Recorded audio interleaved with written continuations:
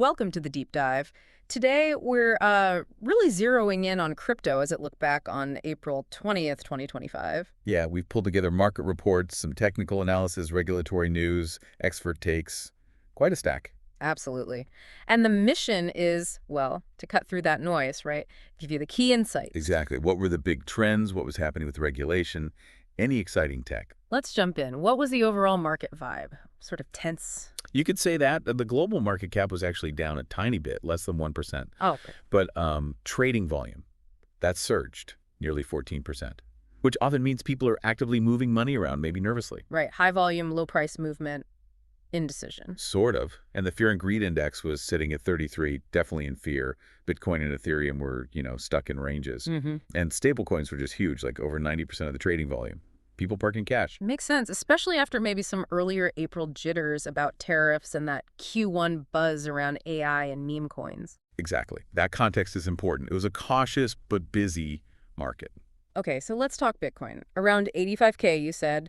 What were the charts showing? Yeah, Bitcoin was really at a crossroads. You had key resistance looming near $86,000. And if it broke that? Well, analysts were looking at potential targets like 90K, maybe 94K. Some even mentioned $100K plus. Wow. But there was also the flip side, warnings that the support around $80,000 might not actually hold. So potential for a big move either way. Definitely. And then you had Charles Hoskinson throwing out a huge number, predicting 250K by the end of 2025. That's extremely optimistic. Very bullish, yes. Okay, and what about Ethereum? Sounded a bit more complicated. Yeah, ETH was a bit of a mixed bag, trading somewhere between, say, $5,576 and $615. And the technicals? Near term looked kind of bearish, below key Ah. moving averages, but, Binance's analysis was more nuanced. Also, They saw bullish signs on the 4-hour chart, bearish on the daily, but then bullish again on the long-term weekly view. So it depends on your time frame. There was even a potential bullish signal, an RSI divergence, hinting an upward move might be brewing on the daily chart. but there were worries too, right? The ETH-BTC ratio. Big time. It was at a 5-year low. That really shows Bitcoin was outperforming Ethereum significantly at that point. And layer twos, the scaling solutions. Yeah, there were concerns that things like Optimism or Arbitrum, while great for users, might actually eat into Ethereum's own transaction fee revenue. Some analysts even flagged a possible downside risk for ETH, maybe down to $1,100 if that played out badly. Okay, quite a complex picture for ETH then. Now, beyond the big two, what else was happening? Any interesting smaller stories? Well, April 20th was actually Dogecoin Day. So the community was active, probably hoping for some ETF news, though nothing concrete emerged immediately. Right. And we already mentioned the AI and meme coin focus from Q1 just shows how fast narratives can shift capital around. Any specific projects? Yeah, a DeFi project called Muterm Finance, or MUTM, apparently had a successful pre-sale launch.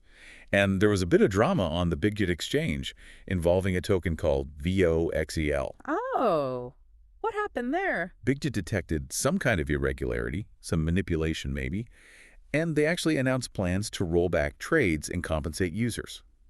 Always interesting when exchanges intervene like that. Yeah, raises those centralization questions again.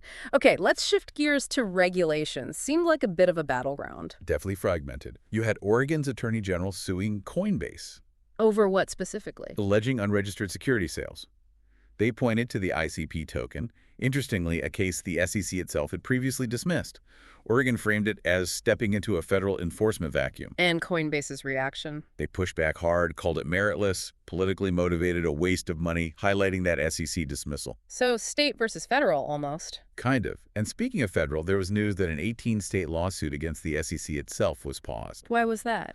Reports linked it to the appointment of a new SEC chairman, maybe hinting at a potential thawing or change in direction at the federal level. Interesting timing, especially given some earlier federal signals that seemed maybe more crypto-positive. Exactly. Things like the Trump EO, pro-crypto appointments, rescinding SAB 121. It seemed like a potential shift was underway, though stablecoin legislation was still very much on the table. And amidst all this, we saw traditional finance players making moves. Yeah, quite significantly, Schwab's CEO announced plans to offer spot Bitcoin trading directly to clients by April 2026. That's a big name. Huge, citing client demand and, crucially, anticipating regulatory clarity. A stark contrast, really, to the European Central Bank, which remained pretty critical of Bitcoin. Fascinating mix. Okay, technology now. Vitalik Buterin proposed something potentially massive for Ethereum. Yeah, this is a big one. Buterin proposed replacing the Ethereum virtual machine, the EVM, essentially Ethereum's brain, with a different architecture called RISC-V. Okay, why? What's the goal? Speed, efficiency, scalability, especially for advanced stuff like zero-knowledge proofs.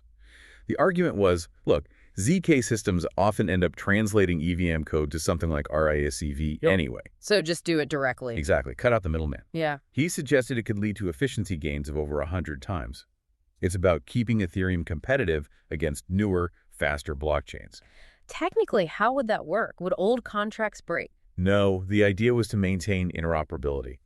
Existing smart contracts written in Solidity or Viper would still work. They just compile down to RISC-V instead. EVM operations would become like system calls within RISC-V. He called it maybe the only viable path for major improvements. A fundamental redesign, almost. Wow. What about connecting different blockchains and the ever-present security issues? Well, there were ongoing efforts to better link Ethereum with the Cosmos ecosystem, using tools like Evmos and Ethernet, trying to get the best of both worlds. But risks involved. Oh, yeah. Security firm CertiK highlighted the dangers inheriting vulnerabilities, complexities. It's not straightforward. In specific incidents. We saw the fallout from an exploit on a platform called Hyperliquid involving a token called Jelly Jelly. It led to a controversial rollback, sparking debates about decentralization again. Plus, analysis was still ongoing from that massive Bybit hack, attributing the $1.4 billion loss to the Lazarus Group using pretty sophisticated social engineering. And finally, a lawsuit popped up against Phantom Wallet, alleging insecure private key storage in their browser extension led to a user getting hacked. A reminder about wallet security. Right, always crucial. Okay, so wrapping this up, what are the main takeaways from this April 20th, 2025 snapshot? Essentially, we saw a market kind of poised at a technical inflection point, At the same time, it was navigating really messy regulatory signals, especially that state versus federal dynamic in the U.S. And technologically. Huge ambition with that Ethereum RISC-V proposal, alongside the tricky challenges of making different blockchains work together securely. It's just a very dynamic, constantly shifting landscape. Absolutely. Fascinating stuff indeed. So here's something to chew on. As we see TradFi dip its toes further into crypto, and these core technologies are being fundamentally rethought, what kind of unexpected alliances or maybe surprising disruptions could emerge in the next year that really change how we all interact with digital assets? Good question to ponder. Definitely. Thanks for taking this deep dive with us today.